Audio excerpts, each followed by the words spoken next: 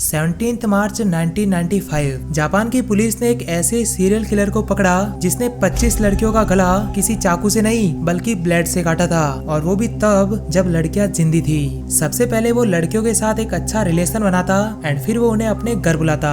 उसके रूम के जस्ट नीचे एक बेसमेंट था जिसमें वो लड़कियों को ले जाता, फिर जबरदस्ती उनको बेड पर बांधकर उनकी आंखों के सामने एक ब्लेड से उनका गला बहुत ही स्लोली काटता, जिससे उनको बहुत ही भयंकर दर्द होता। वो गले को बॉडी से पूरा अलग कर देता। पुलिस ने जब उससे लड़कियों को इतना ब्रूटल तरह से मारने के पीछे का रीजन पूछा, तब उसका जवाब सुन के पुलिस दंग रह गई। उसने बताया कि जब भी मैं किसी लड़की का गला ब्लेड से काटता हूँ तो मुझे कुछ अलग ही तरह की सेटिस्फेक्शन मिलती है। मुझे उन लोगों को मारकर बड़ा मजा आता है जो अपने स्वाद को लेकर किसी जानवर का मीट खाते हैं, जबकि उनको अच्छी तरह से पता है कि वो जिस जानवर का मीट खा रहे हैं उसको बहुत ही बेरहमी से मारा गया है। खैर, ये तो हो गई जापान के सीरियल किलर की बात, लेकिन अभी मैं जिस सीरियल किलर के बारे में आपको बताने वाला हूँ उसके सामने जापान का ये सीरियल किलर एक बच्चा लगेगा, क्योंकि इस सीरियल किलर ने इंसानों को नहीं बल्कि कुत्तों को अपना टारगेट बनाया। जी हाँ, डॉग्स। उसने ना सिर्फ कुत्तों को बेरहमी से मारा बल्कि उनके प्राइवेट पार्ट को पकाकर खा गया। अब बिना सस्पेंस और जगह चलिए समझते हैं पूरा केस। सन 1997 में अमेरिका के वेलबर्न शहर में रहने वाले लोगों के पालतू डॉग्स अचानक से गायब होने लगे। फिर मालिक जब अपने डॉग को ढूंढने निकलते तो हर बार की तरह डॉग की बॉडी पास ही के किसी डस्टबिन में पड़ी मिलती। डॉग की बॉडी देखकर ऐसा लग रहा था मानो कातिल की डॉग से पर्सनल दुश्मनी हो। ऐसा इसलिए क्योंकि डॉग के सारे दांत टूटे हुए रहते थे, और दूसरी सबसे अजीब बात यह थी उस डॉग का प्राइवेट पार्ट गायब था, मतलब उसका प्राइवेट पार्ट किसी ने काटा हुआ था। उस समय शहर में अगर किसी डॉग की डेड बॉडी बिना प्राइवेट पार्ट और बिना दांत के मिलती तब लोग समझ जाते कि ये उसी सीरियल किलर का काम है। इस सीरियल किलर की एक और सबसे खास बात यह थी कि वो केवल पिटबुल प्रजाति के डॉग को ही अपना टारगेट बनाता था। वेलगन पुलिस भी इस केस से परेशान थी, क्योंकि जिन भी डॉग का यहाँ मर्डर हो रहा था वो बहुत महंगे डॉग थे। ऐसे डॉग को केवल ज्यादा पैसे वाले लोग ही खरीदते थे। लेकिन जब उन लोगों के डॉग्स का इतना ब्रूटल तरह से मर्डर हो जाता तब मामला पुलिस तक पहुँचता। लेकिन उस समय टेक्नोलॉजी बहुत कम थी और न ही उस समय लोगों के घर के बाहर सीसीटीवी कैमरे लगे हुए रहते थे, और इसी वजह से पुलिस उस सीरियल किलर को नहीं पकड़ पा रही थी। लेकिन फिर भी सीरियल किलर की एक गलती उस पर भारी पड़ गई जिससे वो पकड़ा गया। वो गलती जानने से पहले मैं आपको पास्ट में ले जाना चाहता हूँ। 2 अप्रैल 1954 जॉर्ज वैंगसन का जन्म ऐसे परिवार में हुआ जो फाइनेंशियली बहुत स्ट्रॉन्ग था। उसके परिवार में केवल 4 लोग थे, एक वो खुद, मम्मी पापा और उससे 10 महीने बड़ा उसका भाई। उसके पापा का खुद का एक गैराज था। इस धंधे में उनको बहुत अच्छा प्रॉफिट हो रहा था। स्पेशली जॉर्ज वैंगसन के माता पिता उसको बड़े भाई से भी ज्यादा प्यार करते थे, लेकिन यह खुशी ज्यादा टाइम तक नहीं टिक पाई।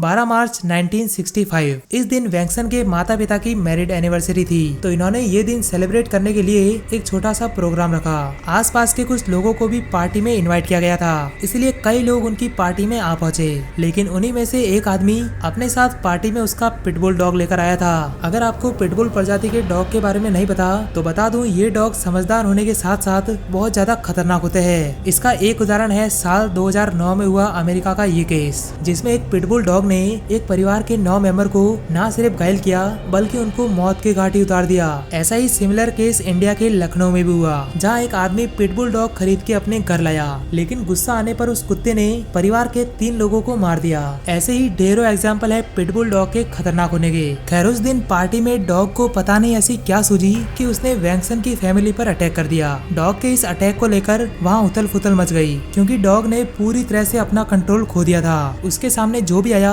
वो उस पर हमला करता गया। वैंगसन अपनी जान बचाकर जैसे तैसे किचन में भागा और उसने दरवाजा अंदर से लॉक कर दिया, लेकिन जो उसके मम्मी पापा और भाई थे वो उस कुत्ते से नहीं बच पाए। एक खुशहाल परिवार चंद मिनटों में तबाह हो गया। उस वक्त डॉग ने वैंगसन के माता पिता और उसके भाई के साथ साथ 2 लोगों को मार दिया, और तभी से जॉर्ज वैंगसन पिटबुल डॉग से बहुत नफरत करता है। लेकिन 1989 में पिटबुल डॉग्स का जो ब्रूटल मर्डर हो रहा था, क्या इसके पीछे जॉर्ज वैंगसन का हाथ था? इस बात का पता करने के लिए हमें 9 दिसंबर 1997 में जाना पड़ेगा, जब वेलबर्न शहर में रात के लगभग 3 बजे लोगों ने किसी के चिल्लाने की आवाज सुनी। वो आवाज किसी आदमी की थी जो जोर जोर से मदद मांग रहा था। फिर लोग जब अपने घरों से बाहर निकले तो उन्होंने देखा गली का एक कुत्ता एक आदमी को काट रहा था, जिससे वो आदमी पूरा घायल हो गया। फिर जैसे तैसे लोगों ने कुत्ते पर पत्थर मारकर उसे भगा दिया। फिर वो उस आदमी के पास गए और उसकी केयर करने लगे। लेकिन उन्हीं में से एक औरत की नजर उस आदमी के पास पड़े एक बैग पर पड़ती है। उस बैग से एक कुत्ते की पूंछ बाहर निकल रही थी। आदमी के लाख लाख मना करने के बावजूद भी महिला ने उसका बैग खोल दिया और जैसे ही उसने बैग के अंदर देखा तो उसकी आंखें फटी की फटी रह गई, क्योंकि बैग के अंदर उसी महिला का पालतू डॉग था जिसको वो आदमी किडनैप करके अपने साथ ले जा रहा था। यह चीज देखकर लोग उस पर भड़क गए और वो वहीं पर उसे पीटने लगे। फिर जब वो आदमी पूरी तरह घायल हो गया तब वो लोग उसे नजदीकी पुलिस स्टेशन ले गए। अब यहाँ पर आपको एक शॉकिंग चीज पता चलने वाली है। दरअसल वो जो आदमी था वो जॉर्ज वैंगसन ही था। मतलब वेलबर्न शहर में जो डॉग का ब्रूटल मर्डर हो रहा था, इसके पीछे का मास्टरमाइंड अब पुलिस के सामने था। वैंगसन ने पुलिस के सामने एक्सेप्ट किया कि अब तक वेलबर्न शहर में जितने भी पिटबुल डॉग का ब्रूटल मर्डर हुआ था उसके पीछे उसका ही आता। वैंगसन ने पुलिस को बताया कि जब पिटबुल डॉग ने मेरे परिवार को तबाह कर दिया तब से मुझे पिटबुल डॉग से नफरत हो गई। उसी वक्त मैंने ठान लिया कि मैं इस प्रजाति के डॉग को खत्म कर दूंगा, वो भी बहुत ब्रूटल तरह से। वो रात को उन लोगों के घर जाता जिनके घर में पिटबुल डॉग रहा करते थे। उसके बाद वो इन डॉग्स को नशीले बिस्किट खिला देता जिससे वो बेहोश हो जाते। फिर वैंगसन उन डॉग को अपने सूटकेस के अंदर डालकर उन्हें अपने घर ले जाता। फिर डॉग को जब होश आता तब उनके हाथ पैर बंधे हुए रहते थे।